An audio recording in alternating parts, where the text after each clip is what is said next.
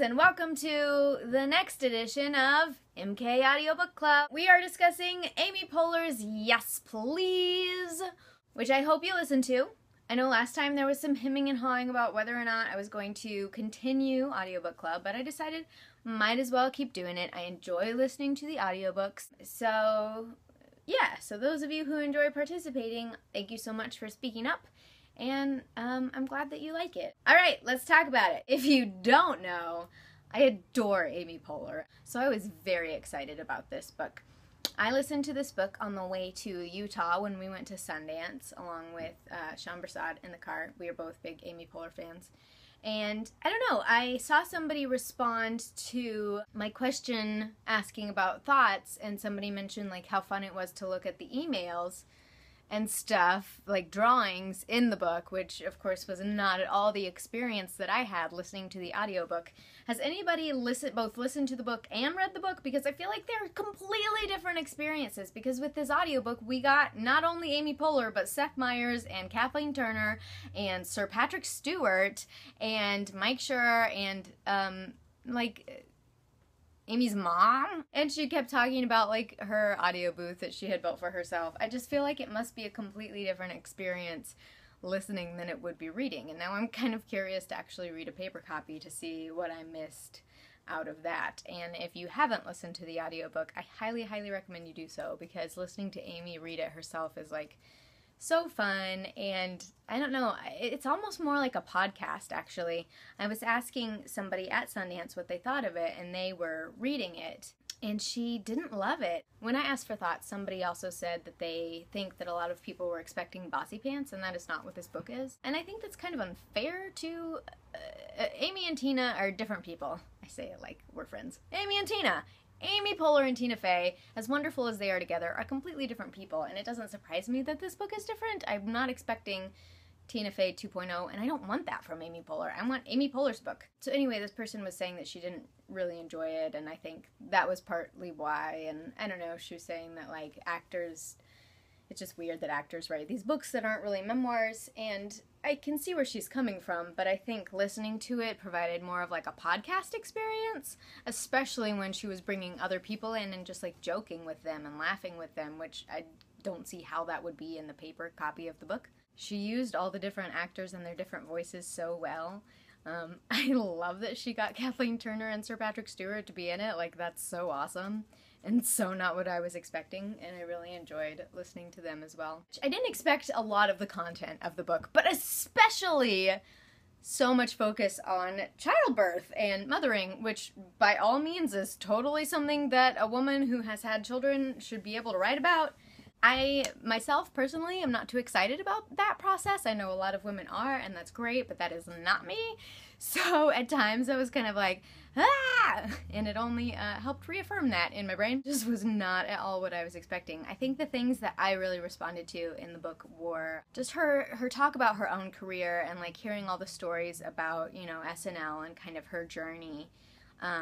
But also sort of her advice. I feel like she is such a good, just like role model, and the things that she says here and there that I see on Tumblr or in interviews I think are great, but I really enjoyed that about her book because it was kind of like a lot of that in one place. And the stuff that stuck with me the most was, of course, her talking about her career and how you cannot, you know, hold your career too tightly or give it too much attention, I guess, because your career is like a bad boyfriend, and it will never call you back, and it will never tell you you're beautiful or you're worthy. It will only tear you down, which I think is something that I need to remind myself a lot. I don't think that would surprise anyone about me. I definitely tend to base a lot of my self-worth on my work, and to hear somebody as successful as Amy Poehler, or somebody that I look up to that much, to say that about a career and to imply that, you know, she's had a very hard time, which of course everyone has, but it's easy to forget that when you are idolizing somebody in that way. I thought that was really good to hear and really insightful and really not encouraging per se, but just important. So I really enjoyed that as well. And she was so candid throughout so much of the book, almost to the point that I was a little like surprised by some of the things that she said about like just her past life and her sex life and I don't know, everything. It was really interesting. That's awesome. I was impressed because I don't know that I would have the guts to be that candid if I were in a similar situation. But I think she also talks about, you know, she's not, you know, she's older than me and she has lived a lot and she kind of doesn't care about a lot of things anymore because as you get older you learn to focus on the important things and let the other things go. I loved the Parks and Rec chapter, and having Mike Shore on there was like so fun to hear them joke about and talk about all the moments, and yeah, it made me cry a lot to hear her talk about like Ben and Leslie and all of that stuff. As you know, that show means so much to me. So I really enjoyed that.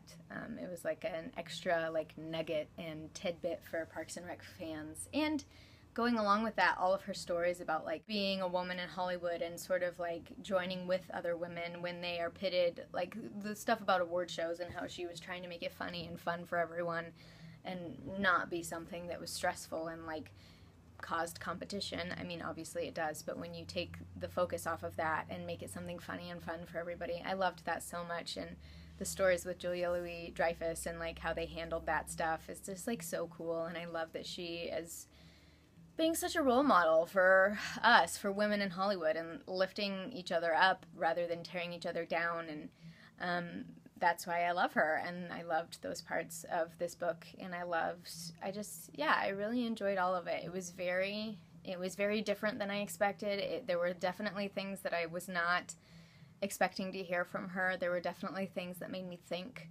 So I highly recommend it if you are a fan of Amy Poehler, or if you're just a person. I want to say a girl, because obviously I think if you are a girl, you should listen to it because she is so wise as like an older woman who has dealt with a lot of things that we deal with, but I think anybody can relate to it too. I really, really enjoyed it, and I love Amy, and I think she's an incredible person and an incredible artist, and I definitely recommend you listen to the audiobook if you haven't yet, even if you've read the book. You can always get a free copy at audibletrial.com/mksmiles. Speaking of, next month, I have decided we're going to take a little bit of a different turn. Thank you, Abigail Fine, who is my patron, who was talking to me about this and recommended. We are going to do Persuasion by Jane Austen, obviously, which I have never read, surprisingly, and really don't know much of the story about. Narrated by a lady, I think it's Juliet something, that I can't remember her name right now, but I'm going to put it at the bottom of the screen. So if you want to participate, if you want to participate, go to audibletrial.com/mksmiles and get your free audiobook if you haven't yet.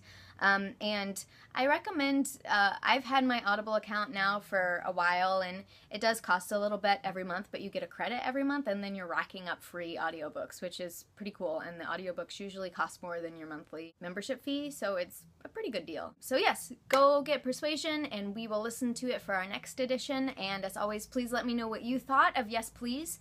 Please let me know what you would like to do in Audiobook Club, and I'll see you in a few weeks. Thanks for listening.